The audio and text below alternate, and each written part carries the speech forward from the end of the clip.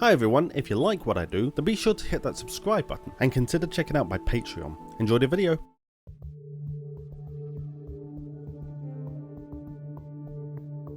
After spending a millennia building a civilization from nothing but the dirt beneath their feet, and surviving countless dangers to their way of life, the Steampunkers would now face the greatest threat they had ever known. They would work to stave off a force that would doom the entire world, and yet despite their best attempts to concoct a solution, the salvation may yet lie instead with an observant young scientist willing to commit the highest of crimes if it would mean saving her people.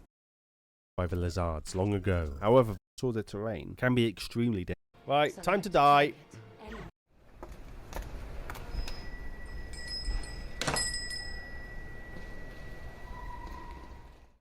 Since the unknowable cosmic entities first infected the world with their accursed touch, the peoples of Terraria have struggled against the dark lands which were left in their wake. For some, however, it was not the corrupt or visceral creep which threatened them, but the ill-judged balance of a world trying to correct itself. The Hallow would spread just as voraciously as its nightmarish counterparts, with the outcome of its growth as undesirable as any other scourge. It would consume all that it could, seeking out every pocket of civilization, even those which had remained hidden for an age. As the Hallow grew closer to their land, the Steampunkers speculated as to its nature and where it could have originated. Was it something natural, a process that should be allowed to continue unhindered, or something artificial, some sort of accident, or even an intentional ploy to transform the land? With curiosity overcoming their usual isolationist tendencies, expeditions would be sent into this bizarre new world.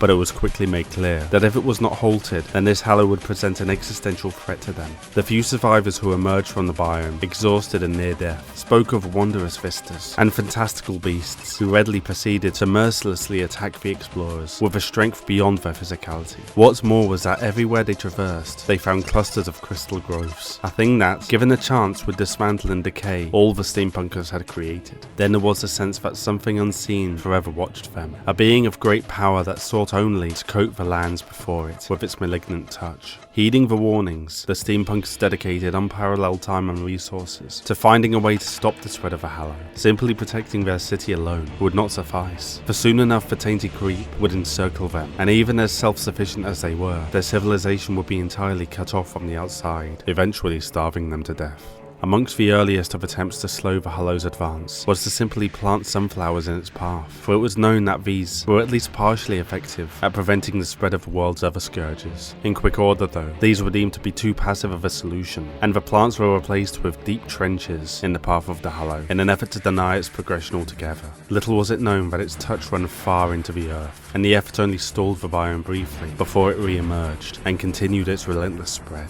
In desperation, the senior Steampunkers ordered a bombardment of the Hallow's border. There was little hope that it would stop its spread, but just maybe it would kill enough of the creatures that lurked within to make for a fair fight when it inevitably consumed the city. All these actions though had been merely stopgaps in order to buy time for the true solution, for while trenches were dug and ordnance was fired, the Steampunker scientists had been working on a device that may save them all. In their genius, they had created what they had dubbed the Contaminator. It was a device that could spread a cleansing purity theoretically capable of eradicating the Hallow, but like all other powerful creations, it held the potential to spread contamination, able to doom the world in wholly new and unique ways. At this point, the discussion was entirely academic however, for despite a prototype having been constructed and tested, the Steampunker chemists struggled to create a substance able to return the hallowed land to its original nature, effectively the true cure for the Hallow, and without it the Contaminator was nothing more than a glorified water gun. They had been able to replicate the essence of the Hallow itself, and even the other scourges of crimson and corruption, but despite it being all around them, the basic state of Terraria, the purity seemed to possess some elusive quality that made distilling its nature virtually impossible. In their time of desperation, the Steampunkers had broken with much of their tradition and sent envoys to distant parts of the world to seek the knowledge they required. There were tales of great battles with the dark forces, of a champion besting mechanical beings from beyond the stars, as well as tales of the community who followed this hero. But for all the stories that were returned, none seemed to speak of a cure for the Hallow. Of course, on the surface that is how it would appear, but dedicated as she was to leaving no stone unturned, one scientist who had worked on the Contaminator would pour go over the outside of research reports and eventually come upon something that had been overlooked. One of the champion's companions was said to be a dryad, a mythical nature spirit who, unbeknown to most steampunkers, had a less than favourable history with their civilization. Yet she was also said to be able to cleanse any ailment from the world, returning it to its pure state.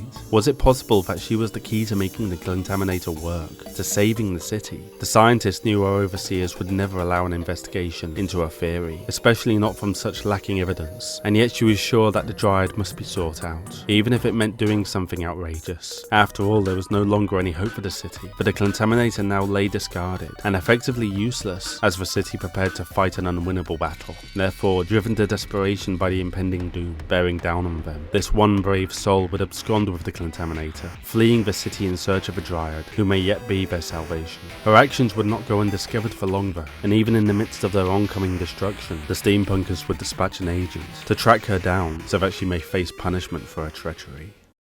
Hi everyone, I hope you enjoyed the video. If you liked what you saw, then I think you'd like my short collection of short stories. Please consider liking the video, subscribing, sharing it with all your friends, and if you want to support me that bit more, become a Patreon. Links are all down in the description. I hope you all have a great day, and I will see you next time.